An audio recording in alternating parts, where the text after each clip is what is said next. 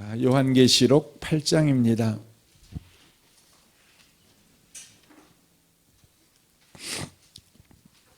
아, 8장 13절에서 9장 12절까지 말씀을 보겠습니다.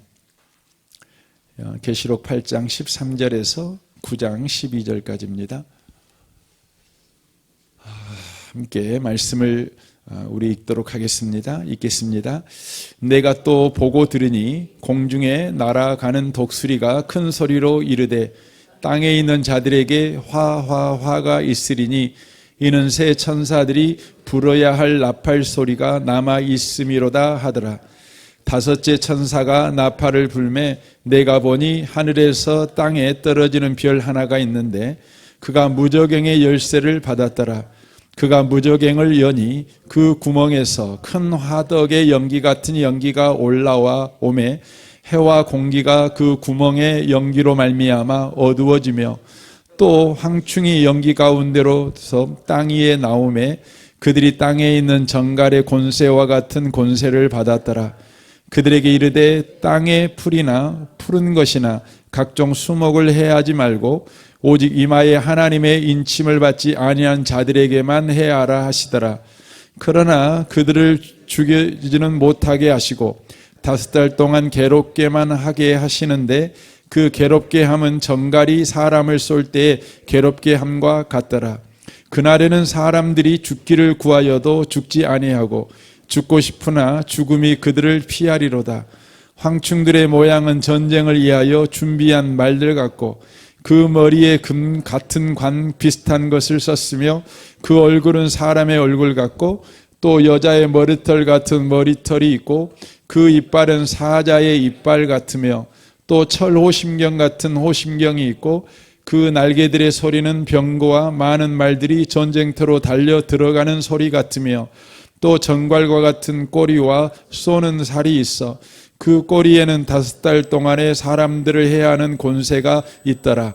그들에게 왕이 있으니 무저갱의 사자라. 히브리어로는 그 이름을 아마돈이요 헬라어로는 그 이름이 아볼루온이더라. 첫째 화가 지나갔으나 보라 아직도 이후에 화 둘이 이르리로다. 아멘. 아멘. 이렇게 오후 예배 오신 여러분들을 환영합니다. 우리 옆에 계신 분한테 말씀해 주시면 좋겠습니다. 잘 오셨습니다. 예, 감사합니다. 지금 우리는 지금 7 나팔 재앙에 관한 이야기를 우리가 나누고 있습니다. 그런데 먼저 우리가 나눠야 되는 것은 이 7 재앙 나팔을 우리가 첫째부터 우리가 이제 보았었죠. 3번째 나팔까지 우리가 보았었습니다. 그런데 그 나팔이 불 때마다 재앙이 일어나는데 재앙의 범위가 3분의 1이었다고 하는 것입니다. 3분의 1이라는 의미는 하나님께서 이 재앙이 어떤 의미인지를 우리에게 가르치려고 쓰시는 바로 상징적인 표현입니다.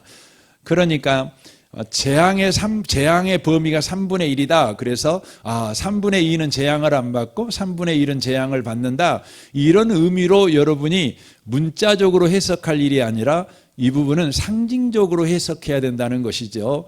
그러니까 나팔 재앙은 3분의 1의 범위만 재앙을 내리는데 그것은 상징적인 바로 의미를 품고 있다고 하는 것입니다. 그 의미를 알려면 바로 구약 성경에서 3분의 1이 어떤 바로 상징으로 쓰여지고 있는가를 알므로 우리가 이해할 수 있다는 것이죠. 스가랴 13장 9절 말씀입니다. 우리 같이 한번 읽도록 하겠습니다. 내가 그 3분의 1을 불 가운데 던져 은같이 연단하며 금같이 시험할 것이라. 그들이 내 이름을 부르리니 내가 들을 것이며 나는 말하기를 이는 내 백성이라 할 것이요 그들은 말하기를 여호와는 내 하나님이시라 하리라 라고 말합니다. 여기에 3분의 1을 불 가운데 던진다고 표현되어져 있는데 그것이 어떤 의미냐면 바로 연단하는 거라는 것이죠. 시험하는 거라는 것이죠. 여러분 재앙이라고 하는 것의 목적은 죽이는 것 아니겠습니까? 망하게 하는 것 아니겠습니까? 그런데 3분의 1이라고 하는 이 상징적인 표현을 통해서 재앙이 바로 연단이며 시험이라는 것을 바로 말해 주고 있다고 하는 것이지요. 그러므로 여러분이 나팔 재앙을 여러분이 이렇게 읽으실 때에 그리스도인 된 저와 여러분에게는 바로 이것이 연단이며 시험이라는 것을 바로 이해해야 합니다. 왜냐하면 스가랴 13장에 보니까 내 이름을 부르르니 내가 들을 것이요 이는 내 백성이라 이렇게 말씀하십니다. 그러니까 내 백성에게는 3분의 1이라고 하는 바로 상징어를 통해 나팔 재앙이 연단이며 시험이라는 것을 바로 이해하기를 하고 있다고 하는 것이죠. 물론 안 믿는 사람에게는 이것이 바로 고통입니다. 이것이 재앙이 되는 것입니다. 하지만 믿는 사람에게는 바로 연단이 된다. 이렇게 바로 말씀을 하고 있다고 하는 것입니다. 여기 저 모니터를 좀 꺼버리시면 어떠실까요? 예, 자꾸만 깜빡깜빡만 하고 합니다. 네. 네, 감사합니다. 네. 우리가 이 앞주에 세 번째 나팔까지 봤습니다. 좀 정리했으면 좋겠는데요.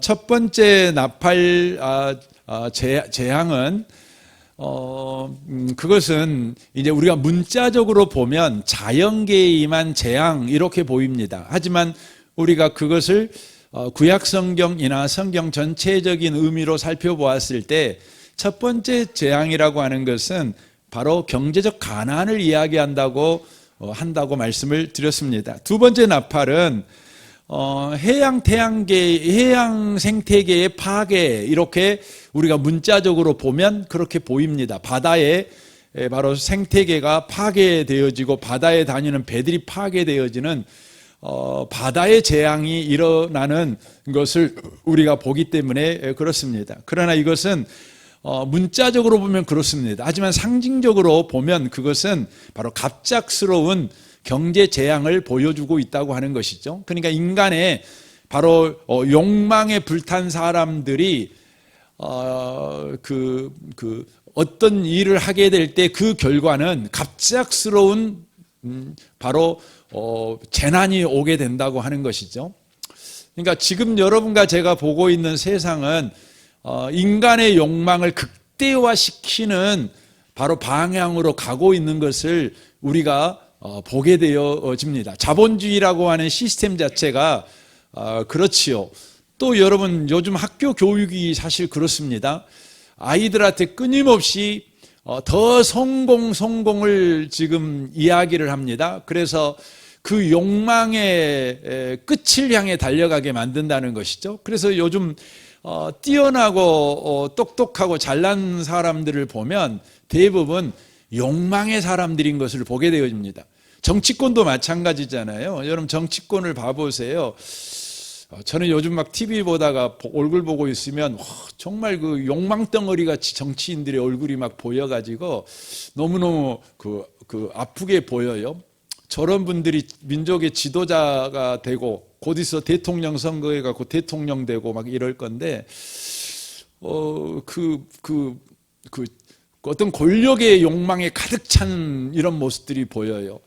그런데 여러분 이런 사람들이 바로 시대를 경영하게 될 때 일어나고 있는 일이 뭐냐? 그러면 그게 둘째 나팔 재앙이라고 하는 것입니다. 이 갑작스러운 바로 멸망이 임하게 된다는 거죠. 경제적 어려움이 일어나게 되고 정치적 어려움이 일어나게 되는 거고 교육의 어려움이 일어나게 되는 것이고 막 일어나는 것이 지금 전 세계에 뭐 이런 일들이 막 일어나고 있는 걸 우리가 지금 보고 있지 않습니까? 세 번째 나팔 재앙이라고 하는 것은 우리가 문자적으로 보면 식수의 오염입니다. 바다가 뭐 쑥이 되고 오염되는 그런 모습으로 나오고 있지요. 하지만 이건 상징적인 것입니다. 상징으로 보면 이건 뭐냐면 우리가 추종하는 사람들이 추락하는 것입니다. 그러니까 우리가 보기에는 와, 저 사람 괜찮아. 저 사람의 말은 신뢰할 만해. 저 사람을 본받아 살만해. 이런 사람들 있잖아요. 근데 그런 사람들이 셋째 나팔 재앙이 뭐냐면 그런 사람들의 진짜가 막 폭로되는 것입니다. 요즘 막 우리 연예인들 가운데 그런 사람들 많잖아요. 굉장히 괜찮은 사람인 줄 알았는데 알고 봤더니 이상한 막 일들이 일어나는 거 막 우리가 보잖아요.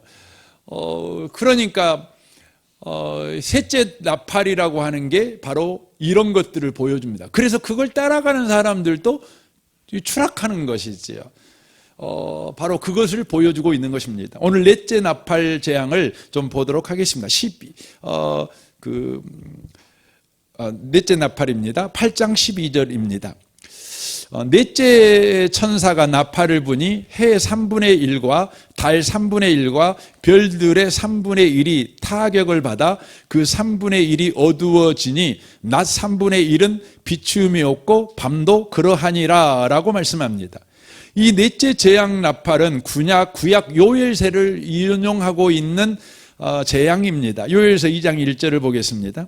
시온에서 나팔을 불매 나의 거룩한 산에서 경고의 소리를 질러 이 땅 주민들로 다 떨게 할지니 이는 여호와의 날이 이르게 됨이라.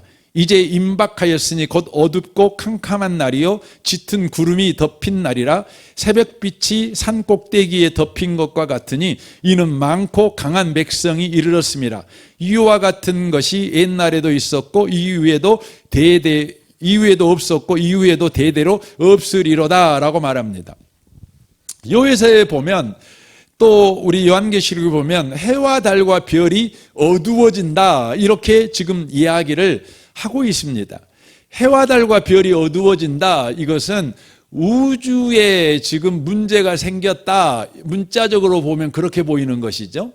그러나 이것은 우주에 문제가 생긴 것을 지금 이야기하고 있는 의미가 아닙니다. 해와 달과 별은 고대로부터 이것들은 신으로 숭상을 받았던 것들입니다. 이것들은 피조물이에요. 피조물임에도 불구하고 타락한 사람들에게는 해는 신이었고 다른 신이었고 별은 신으로 숭배받았던 것들입니다. 그런데 이 해와 달과 별, 그러니까 사람들에 의해서 숭배를 받았던 것들이 어두워진다는 것이에요. 어두워진다는 것이죠. 그러니까 사람들이 믿고 의지하고 따랐던 것들, 그것들이 심판을 받는다는 이야기, 재앙을 받는다는 이야기를 지금 하고 있다고 하는 것입니다. 여러분, 현대 사회에서 신으로 취급을 받고 있는 것이 뭡니까? 돈입니다. 돈입니다. 돈은 과거의 해와 달과 별과 같습니다. 과거의 해와 달과 별은 신이었습니다. 그와 같이 이 시대의 신은 돈입니다. 그래서 돈이 있으면 무엇이든지 가능합니다. 돈 없으면 무엇이든지 불가능합니다. 또 나이가 드신 분들은 신이 뭡니까? 건강입니다. 건강을 가지면 다 할 수 있고 건강을 잃어버리면 다 할 수 없다고 말합니다. 여러분, 정치 권력을 가진 사람들한테, 정치인들에게 신은 뭡니까? 권력이죠. 권력을 가지면 다 할 수 있죠. 권력이 없으면 아무것도 할 수 없죠. 그래서 권력 가진 자를 신처럼 따르지요. 하지만 권력을 잃어버린 사람들은 헌시착처럼 버려버리는 것이죠. 그렇죠. 여러분, 학자들에게 신은 뭘까요? 학자들에게 신은 지성이죠. 지식이죠. 그래서 그것을 추앙합니다. 그 지식이 있는 사람들은 학자 세계에서는 신으로 숭배를 받습니다. 하지만 학자임에도 불구하고 지식이 미천한 사람들은 여러분, 아무것도 아닌 사람 취급을 받는 것을 바로 보게 되어집니다. 그런데 이 넷째 나팔은 바로 무엇을 말합니까? 그렇게 신이라고 숭배를 받는 돈이며 건강이며 권력이며 지식이 바로 어두워진다는 것입니다. 아무것도 아닌 것이 되어버린다는 것입니다. 그것을 지금 이야기를 합니다. 아무 쓸모가 없게 되어버린다는 것이죠. 그러므로 말미암아서 그것을 의지하고 살았던 사람들에게도 결국 뭐가 되겠습니까? 돈을 의지하고 평생을 살았는데 돈이 아무것도 아닌 것이 돼버린 겁니다. 그러면 그것이 뭡니까? 그것이 바로 그들에게는 재앙이 된다는 것을 바로 이야기를 하고 있다고 하는 것입니다. 그래서 예수 믿는 사람들은 어떻게 살아야 됩니까? 여러분, 예수 믿는 사람도 돈 필요합니다. 건강 필요합니다. 권력도 필요하고 여러분 지식도 필요합니다. 그럼에도 불구하고 언제나 저와 여러분에게는 신은 오직 하나님 한 분밖에 없어야 돼요. 그러면 나머지는 뭡니까? 그것들은 우리가 부리는 바로 종이 돼야 돼요. 우리가 부리는 종이어야 돼요. 그것은 하나님이 우리에게 허락한 선물이 돼야 돼요. 여러분과 제가 지금 돈을 신으로 섬기고 있는가, 하나님이 주신 선물로 섬기고 있는가, 이것을 알아보는 가장 좋은 방식이 뭐냐면 뺏어보고 줘보고 하면 알아요. 줬을 때 여러분이 교만하지 않아요.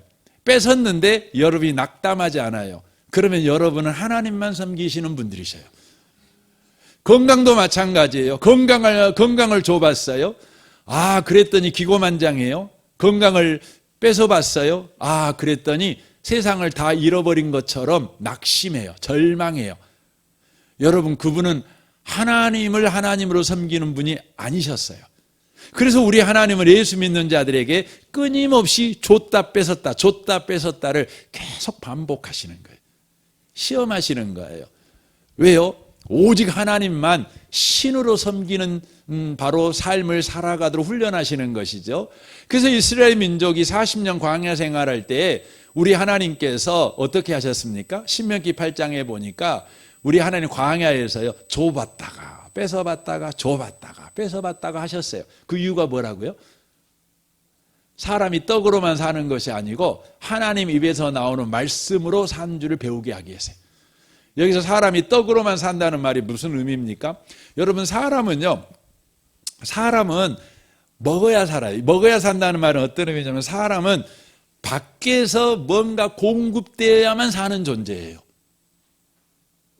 여러분, 밥 먹어야 사는 겁니다. 그 밥을 먹어야 산다는 말은 바깥에서 뭔가 공급돼야만 살아요. 인간은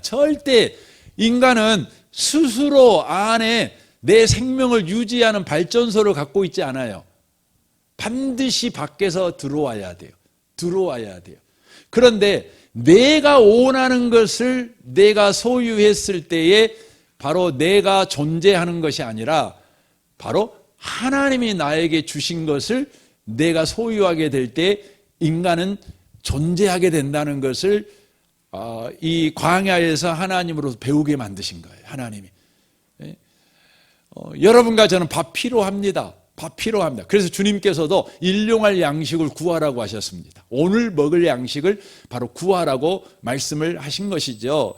그럼에도 불구하고 우리는 언제나 하나님만을 하나님으로 섬기는 삶을 살아가도록 우리는 지금 훈련 가운데 있다는 것을 한시도 놓쳐버리시면 안 된다고 하는 것입니다.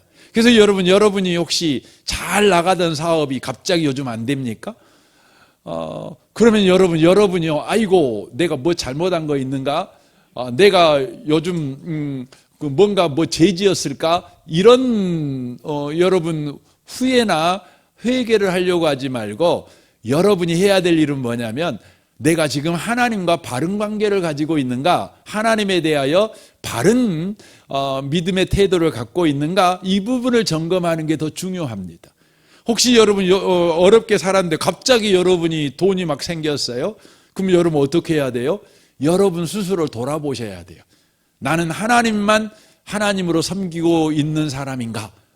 이걸 꼭 생각을 하셔야 돼요. 그래서 여러분, 예수 믿는 사람은 있든지 없든지 부자가 되든지 가난하든지 이 부분을 놓치시면 안 돼요.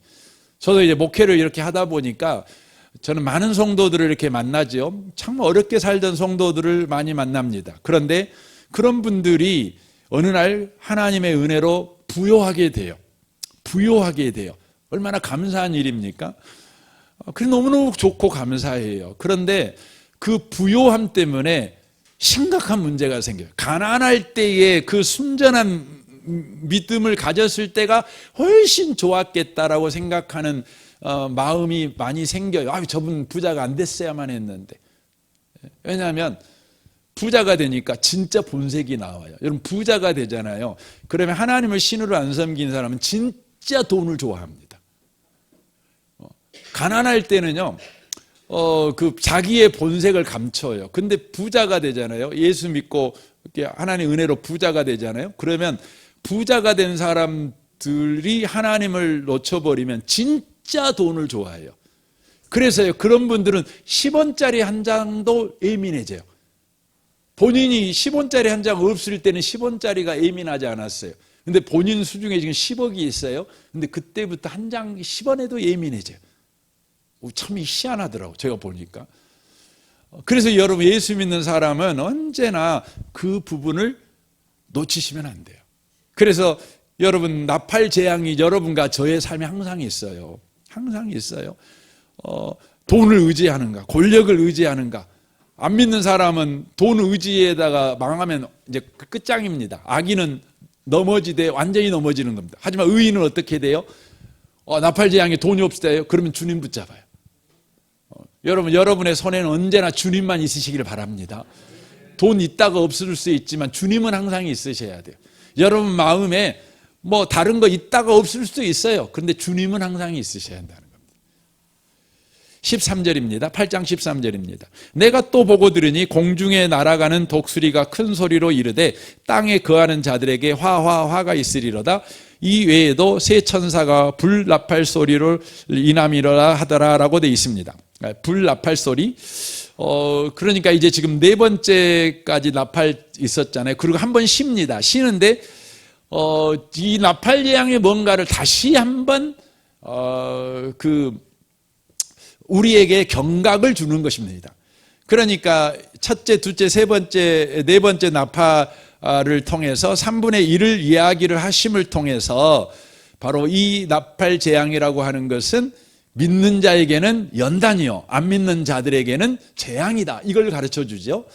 그리고는 다시 한번 이 5번째, 6번째, 7번째 나팔 재앙을 또 부르려고 할 때에 또 한번 나팔 재앙이 뭐냐, 이걸 다시 한번 이제 되새김질하고 있는데, 그 방식이 뭐냐면 사도 요한이 보니까 공중에 날아가는 독수리가 나옵니다. 독수리가 나오는 것입니다. 성경에 보면 이 독수리가 상징하는 게 두 가지입니다. 그러니까 나팔 재앙이 바로 뭐냐? 그러면 이 독수리를 통해서 상징을 보여주고 있는 것이죠. 첫 번째 독수리는 성경에서 보면 우리가 아까 아침에 우리 이사야 40장 읽었잖아요. 독수리가 뭡니까? 여호와를 앙망하는 자는 독수리가 날개치며 올라감 같을 것이요, 이렇게 돼 있잖아요. 이건 뭡니까? 하나님의 구원을 보여주는 겁니다. 독수리는 하나님의 구원, 하나님의 인도, 하나님의 보호를 보여주는 것이죠. 출애굽기 19장 4절에 보면 그것이 더 명확하게 나타납니다. 나의 애굽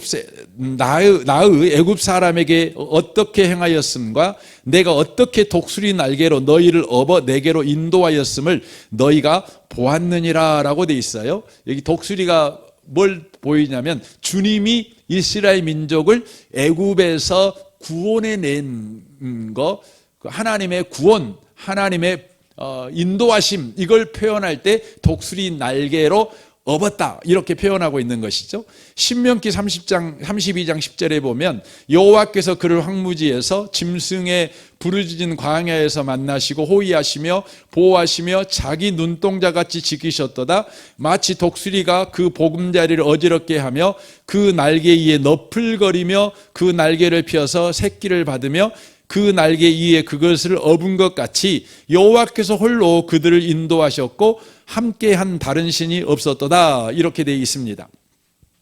그러니까 독수리가 나오는데 독수리가 그 새끼에 너풀거렸다, 이렇게 되어 있잖아요. 이 너풀거렸다는 이 히브리어 단어가 창세기 1장 2절에 주의 하나님의 영이 수면 위에 운행하시다라 할 때 그 운행하신다는 단어와 똑같은 단어입니다. 그러니까 너풀거렸다, 운행하셨다라는 바로 의미이지요. 운행하였다는 말은 제가 전에 소개해드렸지만 그 중에 하나가 뭡니까? 암탉이 품는 거예요. 품는 거. 그러니까 품는 것입니다. 품어 보호하는 것이죠. 그러니까 독수리가 상징하는 첫 번째가 뭐냐면 하나님께서 하나님의 백성을 품어 보호하신다, 품어 구원하신다, 이것을 상징하는 것입니다. 그런데 구약에서는 또 하나의 독수리가 상징하는 것이 있습니다. 신명기 18장 49절입니다. 곧 여호와께서 온방에서 땅끝에서 한 민족을 독수리의 나름같이 너를 치려 오게 하시리니 이는 네가 그 언어를 알지 못하는 민족이요 라고 되어 있습니다. 독수리가 바로 먹이를 낚아채는 것처럼 하나님께서 한 민족을 일으켜 세워서 이스라엘 민족을 먹이처럼 대해버리겠다는 것입니다. 곧 독수리가 뭡니까? 하나님의 바로 심판을 바로 상징하고 있는 동물로 그렇게 쓰여지고 있음을 보게 되어집니다. 호세아 8장 1절입니다. 나팔을 내 입에 댈지어다. 대적이 독수리처럼 여호와의 집에 덮치리니 이는 무리가 내 언약을 어기고 내 율법을 범하였음이니라 라고 되어 있습니다. 이게 하나님의 심판인 것이죠. 전에 말씀을 드린 적이 있죠. 독수리가 먹이를 낚아챌 때, 움켜쥘 때 바로 빠른 독수리는 약 300km 속력으로 와서 찍어버린다는 것이죠. 그러니까 어디서 자기를 낚아채는지 알 수가 없어요. 그냥 벼락같이 재앙이 임하니까. 이걸 상징하고 있는 것이 독수리라고 하는 것이죠. 그러므로 독수리는 하나님의 심판과 하나님의 보호하심, 하나님의 구원을 동시에 나타내고 있는 바로 동물이라고 하는 것이죠. 다시 한번 13절을 좀 보십시오. 내가 또 보고 들으니 공중에 날아가는 독수리가 큰 소리로 이르되 그랬죠. 그러니까 독수리가 심판과 바로 구원을 동시에 상징하는 동물인데 보시면 땅에 거하는 자들에게 화가 있으리로다 라고 돼 있어요. 누구에게 화가 있다고요? 땅에 거하는 자들에게 화가 있다는 것이죠. 그러므로 땅에 거하는 자들에게는 이제 펼쳐질 5번째, 6번째, 7번째 재앙은 뭐가 된다는 것이죠? 화가 된다는 거예요. 재앙이 된다는 것이죠. 그러면 땅에 있지 않는 사람들이 있어요. 여러분, 땅에 있지 않는 사람들이 누구죠? 땅에 비록 여러분과 제가 지금 땅 딛고 살잖아요.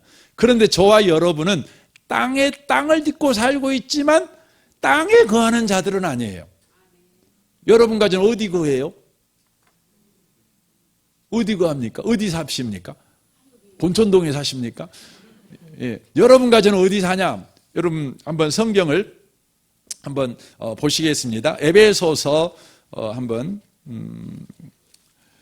에베소서 신약 성경이죠. 에베소서 2장입니다.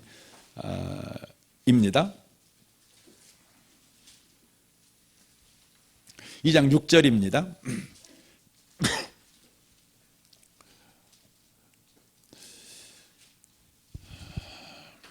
한번 누가 읽어주시겠습니까?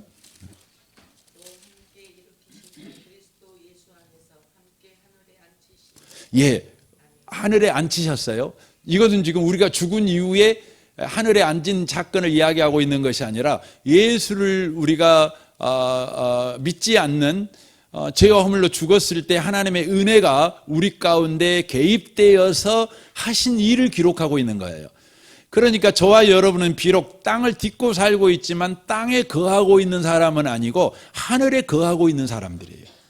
그러므로 이 계시록 우리가 지금 13장 8장 보고 있죠. 8장 13절에 독수리가 화 있다고 그랬잖아요. 땅에 사는 자들에게 화가 있다고 말할 때 이 말은 저와 여러분에게는 어떤 음성으로 들려져야 되냐면 이렇게 들려야 됩니다. 땅 하늘에 거하는 자들에게는 복이 있으리로다 라는 소리로 들리셔야 돼요. 그러니까 나팔 재앙은 하나님 없는 사람들에게는 이것이 화가 되지만 하나님 안에 있는 사람들에게는 이것이 복이 됩니다. 이것이 연단이 됩니다. 순금이 된다는 것이죠. 저와 여러분은 불순물이 잔뜩 섞인 금덩어리 아닙니까? 그러므로 불순물을 제거하기 위해서 순금 되어지게 하시기 위한 나팔, 바로 재앙이라는 것을 저와 여러분이 기억할 필요가 있다고 하는 것입니다. 요한은 이 독수리를 가지고 지금 바로 이 메시지를 바로 던져주고 있다고 하는 것이죠. 우리 출애굽기 12장 12절 말씀을 좀 보도록 하겠습니다. 내가 그 밤에 애굽 땅에 두루다니며 사람과 짐승을 물어하고 애굽 나라 가운데 처음 난 것을 다 치고 애굽의 모든 신에게 벌을 내리리라. 나는 여호와로다. 내가 애굽 땅을 칠 때에 그 피가 너희의 거하는 집에 있어서 너희를 위하여 표적이 될지라. 내가 피를 볼 때에 너희는 넘어가리니 재앙이 너희에게 내려 멸하지 아니하리라 라고 말합니다. 지금 이건 6월절 이야기입니다. 죽음의 사자가 애굽을 이렇게 이제 덮게 됩니다. 그때에 애굽의 장자들은 다 죽어버리는 심판이 임하게 됩니다. 그런데 임방과 문설주에 어린 양의 피를 바른 집은 어떻게 됩니까? 어떻게 됩니까? 여기에 보니까 넘어갑니다. 넘어가 버립니다. 죽음의 천사가 넘어갑니다. 여기서 넘어간다는 이 표현이 독수리의 날개로 품다. 그 품다는 단어와 하나님의 신이 수면 위에 운행하신다고 할 때 그 운행하라는 단어와 동일한 단어라는 것을 우리가 놓치시면 안 돼요. 그래서 죽음의 사자가 넘었다. 이것은 죽음의 사자의 관점에 보면 죽음의 사자가 어린 양의 피가 발리운 집을 이렇게 넘어간 거지만 어린 양 이 집 입장에서 보면 뭐냐면 어린 양의 피가 그 집을 덮어버린 거예요. 그 집을 덮어 보호한 거예요. 그러니까 죽음의 사자가 넘어간 거예요. 넘어간 거죠.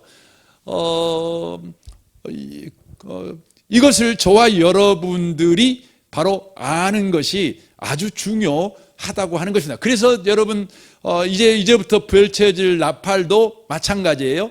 그러니까 세상은 보호막이 없어요. 어린 양의 피가 보호를 안 해줘요. 그러니까 그들은 다 재앙으로 받는 것입니다. 죽음을 죽음으로 받는 것입니다. 그러나 예수 믿는 자들에게는 바로 어린 양의 피가 덮어요. 덮어 보호해요. 바로 예수의 죽음이 우리의 죽음, 이 죽음의 사자가 주는 죽음에서 우리를 덮어 보호하는 것이에요. 그러니까 이게 참 놀랍죠. 세상 사람들은요, 자기를 위해 죽어준 자가 없으니까 재앙이 올 때 죽어요. 그런데 예수 믿는 사람은요, 나를 위해 죽어주신 분이 계시니까 죽음으로 죽음을 이겨요. 이 신비가 바로 저와 여러분에게 주어진 거라는 것을 이제 여러분과 제가 알으셔야 한다는 것입니다. 이제 다섯째 번째 나팔을 보겠습니다. 9장 1절입니다. 다섯째 천사가 나팔을 불매 내가 보니 하늘에서 땅에 떨어지는 별 하나가 있는데 그가 무저갱의 열쇠를 받았더라. 이 받았더라의 밑줄을 여러분 좀 치시면 좋겠습니다. 그가 무저갱을 여니 그 구멍에서 큰 화덕의 연기 같은 연기가 올라와서 해와 공기가 그 구멍의 연기로 말미암아 어두워지며라고 되어 있습니다. 그러니까 다섯 번째 나팔을 불자 하늘에서 떨어지는 별이 있었어요. 그런데 이 떨어지는 별이 무저갱의 열쇠를 받았어요. 받아가지고 이 무저갱을 열었어요. 그랬더니 그곳에서 연기 같은 연기가 올라와가지고 어떻게 합니까? 해와 하늘을 어둡게 만들어 버리는 재앙이 임하게 되었다. 이렇게 지금 성경이 말씀하고 있습니다. 그러면 여기서 하늘에서 떨어진 별이 뭔지 먼저 좀 이해할 필요가 있습니다. 이걸 문자적으로 보면 하늘에 별이 떨어졌다.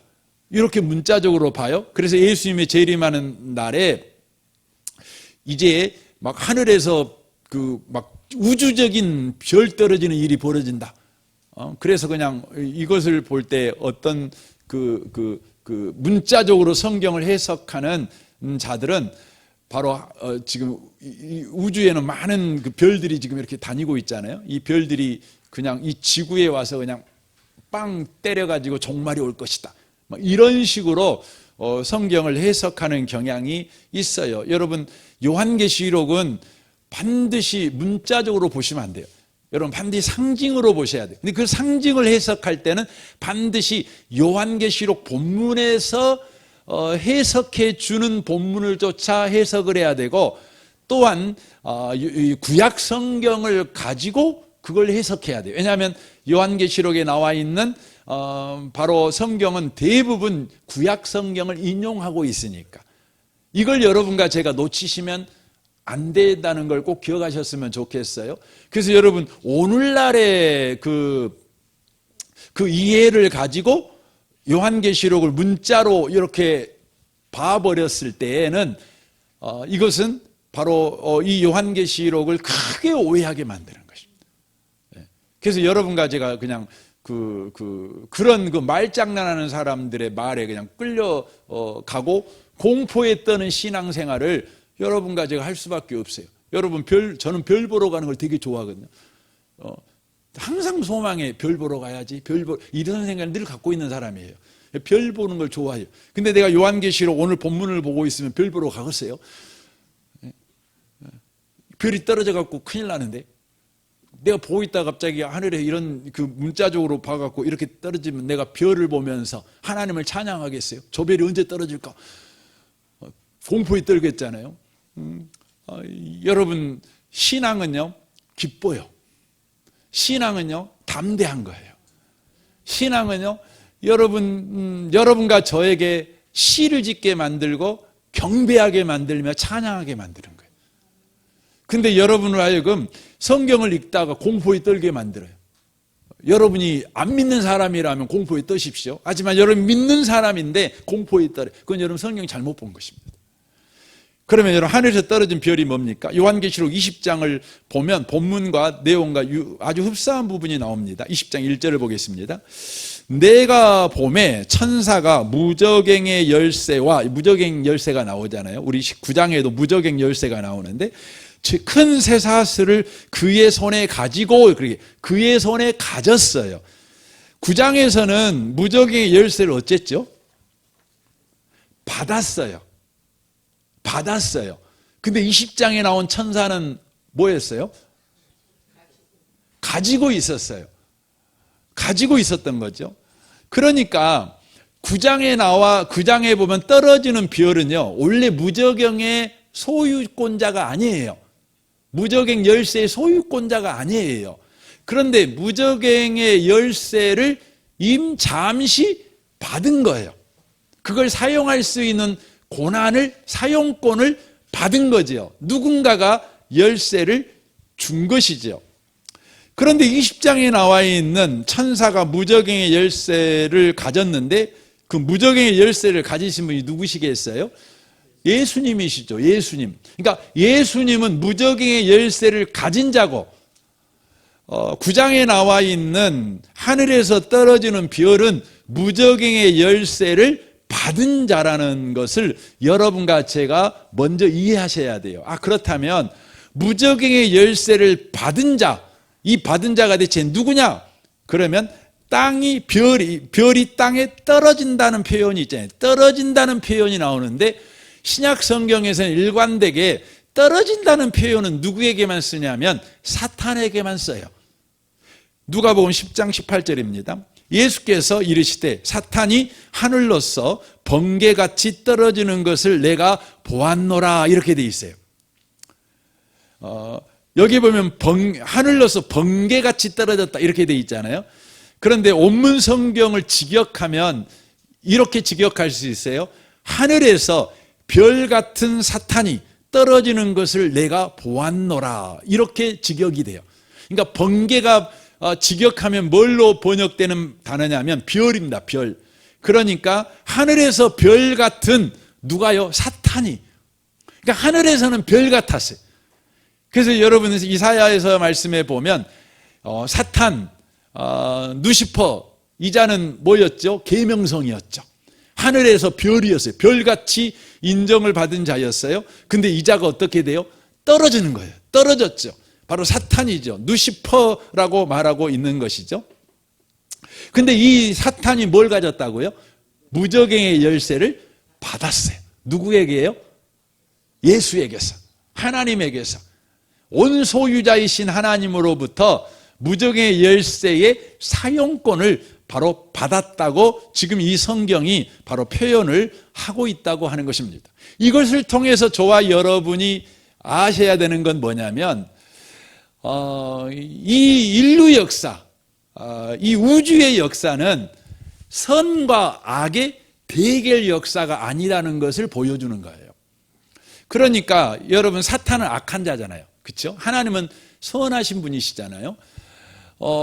많은 그 세상을 보는 보는 시각, 또 세상의 종교들이 가르치는 게 뭐냐면, 세상 인류 역사, 우주 역사라고 하는 것은 악한 영과 선한 영, 악한 신과 선한 신과의 대결의 역사가 우주 역사고 인류 역사다, 이렇게 봐요. 그래서 악한 신이 선한 신을 이기면 이 세상은 전쟁이 일어나고, 선한 신이 이기면 이 세상은 평화의 시대가 된다. 그러므로 우리는 악한 신이 이기지 말고 선한 신이 이기도록 선한 신에게 협조하는 삶을 살아야 된다, 이걸 가르쳐요. 이게 뭐예요? 이게 바로 조르아스트교예요. 이런 논리입니다. 그래서 여러분, 페르시아 제국은 조르아스트교를 섬겼잖아요. 페르시아 제국은 전 세계를 정복하는 야망을 가졌어요. 페르시아는 왜 전 세계를 정복하는 야망을 가졌냐? 그러면 자기들이 섬기는 선한 신이 전 세계를 지배하게끔, 바로 악신이 지배하고 있는 세상을 다 정복해서 선신이 세상을 정복하면 비로소 이 지구촌에 평화가 올 수 있다, 이렇게 믿었기 때문에 페르시아는요, 끊임없이 전쟁을 했어요. 영토를 넓힌 거예요. 왜요? 목적이 뭐라고요? 전쟁을 위해서 전쟁한 것이 아니라 세계 평화를 위해서. 왜요? 이 세상의 역사는 선과 악의 바로 대결 구도, 선신이 이기게 해야 된다, 이런 거잖아요. 악신이 세상을 지배하지 못하게 해야 된다, 이런 논리 아니겠습니까? 하지만 오늘 계시록 9장을 통해서 알 수 있는 것은, 악신은 뭐냐, 사탄은 뭐냐, 그러면 하나님이 부리시는 바로 종이라는 걸 알 수가 있어요. 하나님께서 바로 하나님의 목적을 위해서 사탄에게 지금 뭘 주고 있죠? 무적행의 열쇠를 바로 사용하라고 그에게 주고 있는 것을 보게 되어집니다. 여러분, 사탄은요, 창조주가 아니에요. 사탄은 피조물이에요. 피조물입니다. 여러분, 신천지에서도 이 요한계시록을 해석해 갈 때 아주 중요한 교리 중에 하나가 뭐냐면, 세상을 선과 악의 구도로 봐요. 선신과 악신의 싸움터가 이 땅이라고 보는 거죠. 그래서 선신이신 하나님이 이 세상을 이기도록 선신신 하나님에게 우리가 협력해야 된다, 이렇게 보는 거죠. 그것은 참으로 잘못된 교리예요. 왜냐하면 하나님하고 사탄하고를 동급으로 두는, 바로 만행을 저지르는 거예요. 여러분, 하나님만 창조주예요. 여러분, 사탄은 피조물이에요. 그러므로 사탄도 하나님에 의하여서 여러분 부림을 받는다는 거죠. 그래서 우리는 전도서입니까? 거기 말씀에 보면 여러분, 악한 자도요, 적당한 때 쓰임을 받아요. 하나님이 쓰셔. 누구를 위해 쓸까요? 여러분, 악한 자도요, 악한 자를 심판할 때 쓰실 뿐만 아니라 믿는 자로 하여금 경성하게 하시기 위해서 여러분, 악한 자도 쓰신다는 걸 아셔야 돼요. 그래서 여러분, 사탄이 여러분의 삶에 역사할 때 알고 죽겠네, 이렇게 함부로 말하지 마세요. 사탄이 역사함으로 인하여 하나님의 의도는 뭐냐? 저와 여러분이 살게 하시기 위해서예요. 기도하게 하기 위해서예요. 더 주님께 나아가는 자가 되게 하시기 위해서 우리 엉덩이를 사탄으로 하여금 뻥차게 만드는 거예요. 그래서 여러분, 사탄이 뻥차면 사탄이 뻥찬 힘을 의지해서 그냥 하나님 앞에 더 가까이 나가세요. 땡큐 사탄 하고 가든지, 그러시라는 것이죠. 이걸 잘 보여주고 있는 성경이 어디예요? 욥기서입니다. 욥기서. 욥기 1장 12절을 보세요. 여호와께서 사탄에게 이르시되 내가 그의 소유물을 다 내 손에 맡기노니 뭐라 그랬어요? 그러니까 무적행의 열쇠를 너에게 맡긴다, 이거 똑같은 표현이잖아요. 맡겨요. 욥의 소유물을 다 네게 맡긴다. 다만 그의 몸에는 내 손을 대지 말지니라. 사탄이 곧 여호와 앞에서 물러가니라. 이렇게 돼 있어요. 그러니까 하나님께서 요만큼만 해, 요만큼만 안 돼, 이렇게 정확하게 사탄이 역사할 수 있는 한계를 정해주는 것이죠. 그래서 3분의 1인 것이죠. 그러니까 사탄은 5번째 나팔을 불었을 때 이제 마음껏 이제 역사합니다. 믿는 사람에게도 안 믿는 사람에게도 화 역사합니다. 그런데 안 믿는 사람에게는 그것이 심판이라는 하나님의 목적이 도달하겠지만 믿는 자들에게는 그것이 복이 되게 만들어 가신다는 것이죠. 또한 욥기 2장 6절을 보십시오. 여호와께서 사탄에게 이르시되 내가 그를 내 손에 맡기노라. 그러지요. 네 손에 맡긴다. 그러지요. 욥을 맡긴다는 것이죠. 다만 그의 생명은 해야지 말지니라. 한계를 지어주는 거죠. 이로 인하여서 사탄은 욥을 정금같이 만드시기 위한 하나님의 도구로 쓰여지고 있는 것입니다. 도구로 쓰여지고 있는 것입니다. 그러니까 이런 것과 똑같잖아요. 여러분 자식을 정신 바짝 차리게 하기 위해서 뭐 합니까? 그 매를 들잖아요. 매를 들잖아요. 그래서 매를 들어서 자식을 때립니다. 여러분 매가 나쁜 건 아니잖아요. 근데 그 매는 뭡니까? 매는 자식을 아프게 하죠. 하지만 그 매가 자식을 성숙시키는 거죠. 그리고 나서 부모가 어떻게 해요? 그 매를 부러뜨려 버려요. 용도가 끝났으니까 부러뜨려 버리는 것이죠. 사탄은 그런 존재라는 것을 지금 이 본문에서 이야기하고 있는 것입니다. 그런데 여러분 이제 9장 3절을 보겠습니다. 또 황충이 연기 가운데부터 땅에 나오며 그들이 땅에 있는 정갈의 권세와 같은 권세를 받았더라. 그렇게 돼 있죠. 그러니까 이거 똑같은 말이에요. 권세를 받았어요. 권세가 그들의 것이 아니에요. 없는 권세가 하나님이 일시적으로 그들에게 주신 거라는 거죠. 그들에게 이르되 땅의 풀이나 푸른 것이나 각종 수목은 해하지 말고 한계를 정해주는 겁니다. 오직 이마에 하나님의 인침을 받지 아니한 사람들만 해하라 하시더라. 그러니까 너 재앙을 베푸는데 정갈에 그냥 그 독을 쏘는 고통 같은 재앙을 쏠 때에는 누구에게만 하라고요? 이마에 인을 안 받은 사람들한테만. 여기 하나님의 인 받았다면 하나님의 소유가 아닌 것들이란 말이에요. 여러분은 하나님의 소유인 줄 믿습니다.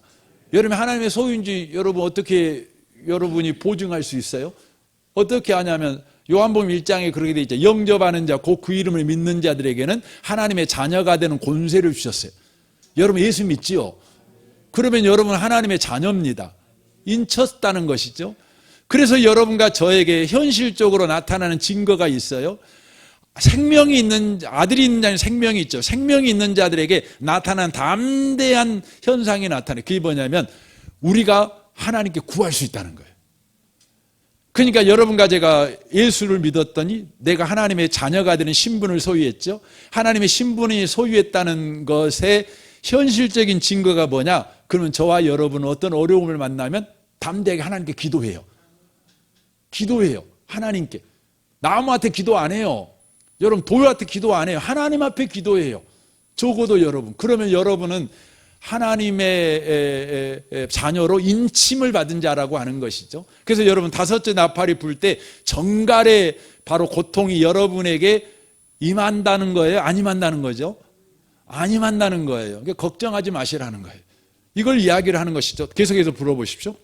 그러나 그들을 죽이지 못하게 하시고 5달 동안 괴롭게만 하게 하시는데 그 괴롭게 함은 정갈이 사람을 쏠 때의 괴롭게 함과 같더라라고 되어 있습니다. 5달 동안 그렇게 합니다. 그러니까 정갈의 권세를 하나님이 주셔갖고 하늘에서 떨어진 이 별이 이 사탄이 안 믿는 사람들을 막 괴롭혀요. 괴롭히는데 몇 달간요? 5달이에요. 왜 5달일까요? 이것은 믿는 여러분과 저에게 바로 정갈의 권세를 가진 이 사탄이 안 믿는 사람들을 죽여갈 때 믿는 자들에게는 이러한 일이 일어나 이것을 우리에게 바로 보여주고 있는 단어예요. 여러분 5달은 한 달이 30일이잖아요. 그러면 3 곱하기 5 그럼 며칠입니까?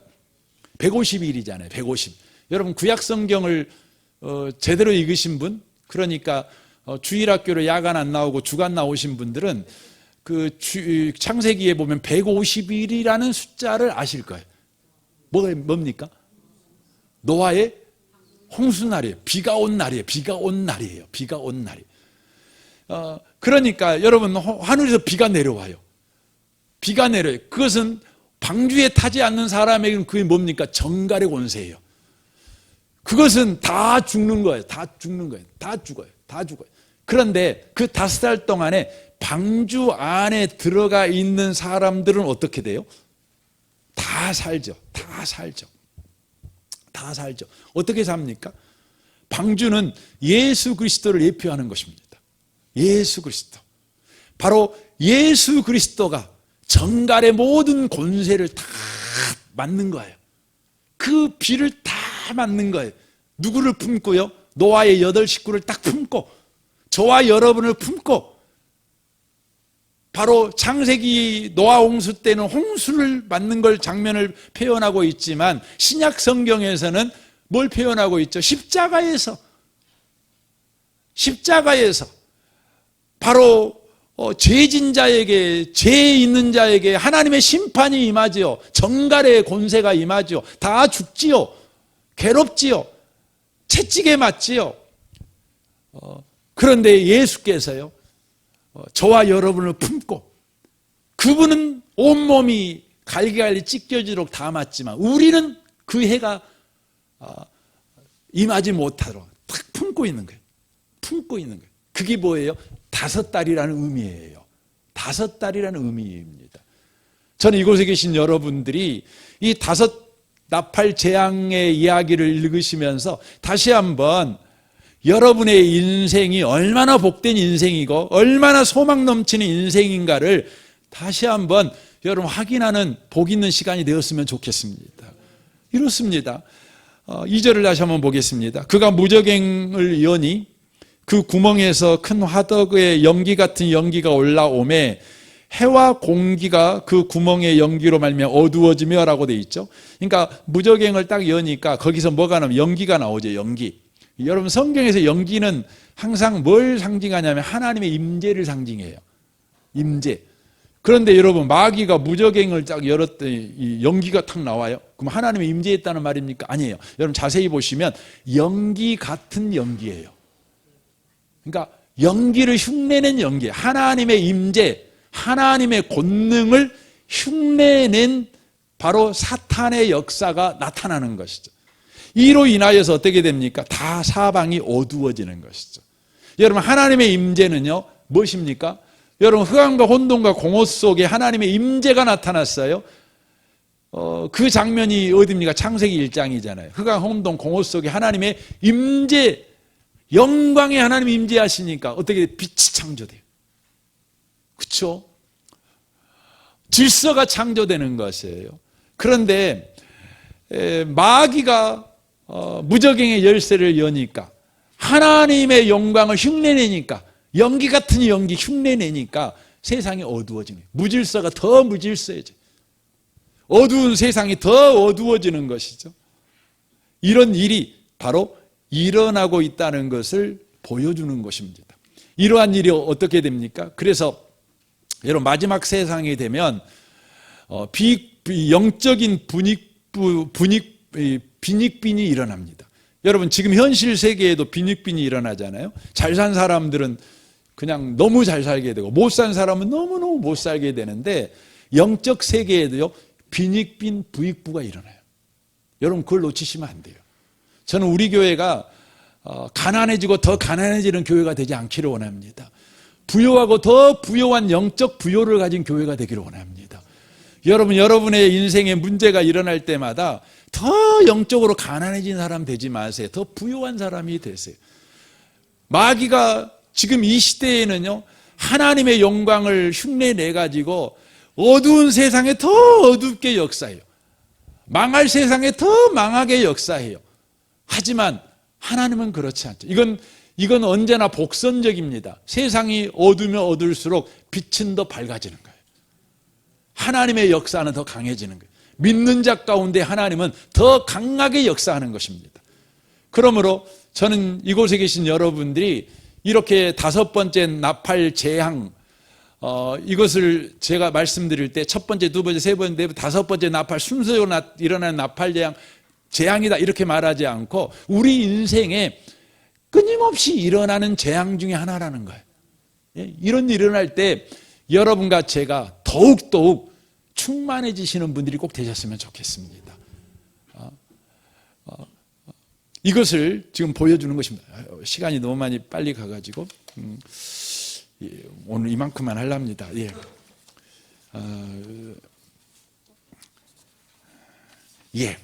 오늘 이만큼만 하겠습니다. 우리 함께 기도했으면 좋겠습니다.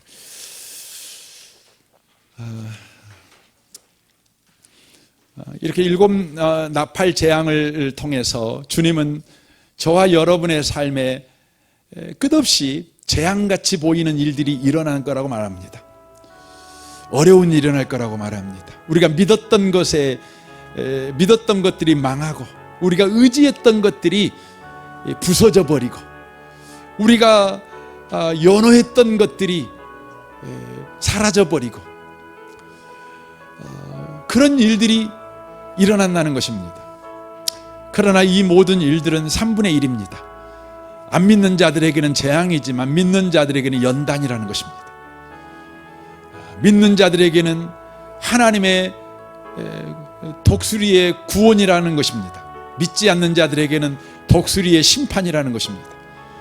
믿는 자들에게는 노아 홍수지만 안 믿는 자들에게는 노아 홍수지만 믿는 자들에게는 방주의 구원이라는 것입니다.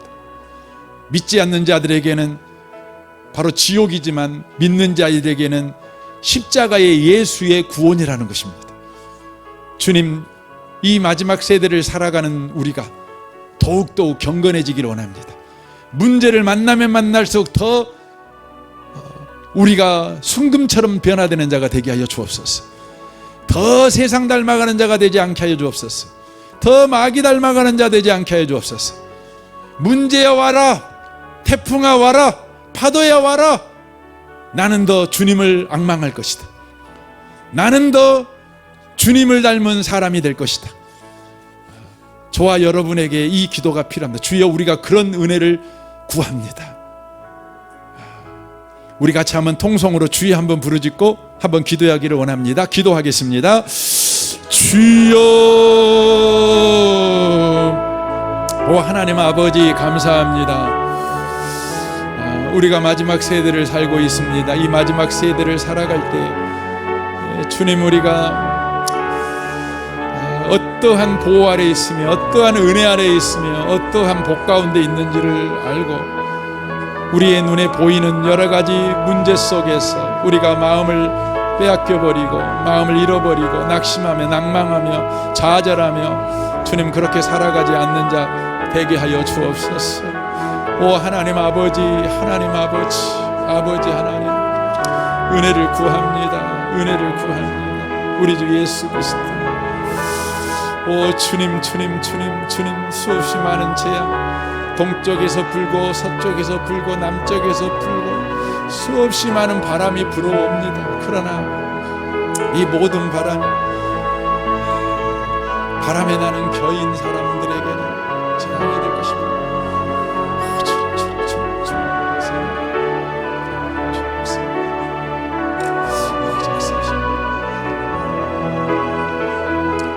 하나님 아버지, 사방에서 바람이 불어오는 세대를 우리가 살고 있습니다. 동쪽에서 바람이 불고 서쪽에서 바람이 불고 남쪽에서 북쪽에서 바람이 불지 않는 날이 없고 불지 않는 방향이 없습니다. 그러나 우리는 바람에 나는 겨가 아닙니다. 바람에 나는 겨는 바람에 날려 이리 날고 저리 날려 끝내는 불 속에 다 타버리고 말 것입니다. 그러나 우리는 시냇가에 심은 나무입니다. 아무리 바람이 불어도 그 바람으로 인하여 우리는 뿌리 깊은 나무가 될 것입니다.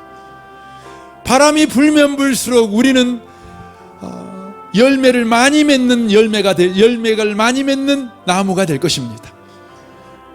우리는 주님에게 심겨진 나무인 까닭에 그렇습니다. 주의 영광을 위해 심겨진, 주님 품에 심겨진 나무, 예수의 피를 먹고 자라는 나무인 까닭에 우리는 어떤 바람, 어떤 상황, 어떤 재앙이 와도 망하지 않을 것입니다. 주여, 우리를 이런 그리스도인 되게 하셔서 감사합니다. 말세를 사는 우리에게, 그리스도인에게 허락한 이 영광, 이 복, 이 자랑, 이 안심, 이 소망, 이 기쁨, 이 감사를 가지고 주님, 우리 인생에 불어오는 모든 바람을 우리가 넉넉하게 이겨내는 자 되게 하여 주옵소서. 바람에 나는 자 되지 않게 하여 주옵소서. 바람에 휘둘리는 자 되지 않게 하여 주옵소서. 그래서 어느 순간인가 바람에 날려서 흔적도 없이 사라져버리는 자 되지 않게 하여 주옵소서. 우리를 예수 믿게 하셨사오니, 은혜로 구원받게 하셨사오니 우리는 마침내 승리자가 될 것입니다. 하나님의 승리를 노래하는 자가 될 것입니다. 주님, 이 승리를 우리 자녀들에게도 주님 함께 나누는 우리가 되기를 원합니다. 우리 자녀들도 예수 잘 믿는 자녀 되게 하여 주옵소서. 주여, 우리 자녀들을 불쌍히 여겨 주옵소서. 이 세대의 바람에 우리 자녀들이 예수를 안 믿습니다. 주님 불쌍히 여겨주시고 예수 믿는 은혜 주셔서 우리 함께 아버지와 어머니가 함께 자녀들과 함께 시냇가에 심기운 나무, 바로 예수의 숲을 이루는 가정들이 되도록 축복하여 주옵소서. 예수님의 이름으로 기도합니다. 아멘, 아멘.